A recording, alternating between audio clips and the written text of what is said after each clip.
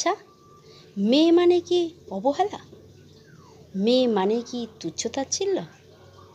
মেয়ে মানে কি তাকে পরের সম্পত্তি হতে হবে? না না, কক্ষনো না। মেয়েরা হলো ঘরের লক্ষ্মী।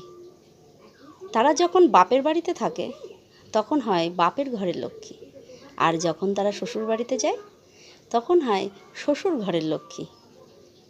তাই শ্বশুর বাড়ির লক্ষ্মী আর বাপের বাড়ির লক্ষ্মী সেই একটি মেয়েই। কিন্তু এটা অনেকেই মানে, আবার অনেকে মানতেও চায় না।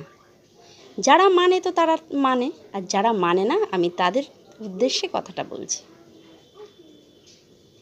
মেয়েরা ঘরের লক্ষ্মী এটা মানতে যত কষ্টই হোক না কেন, এটাই সত্যি।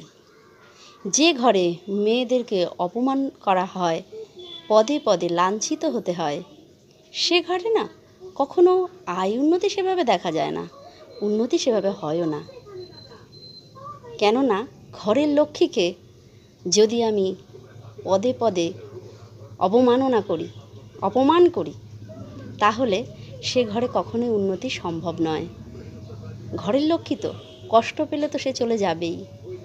তাই তাকে সম্মান করতে শিখুন, সময় থাকতে থাকতে তাকে সম্মান দিন।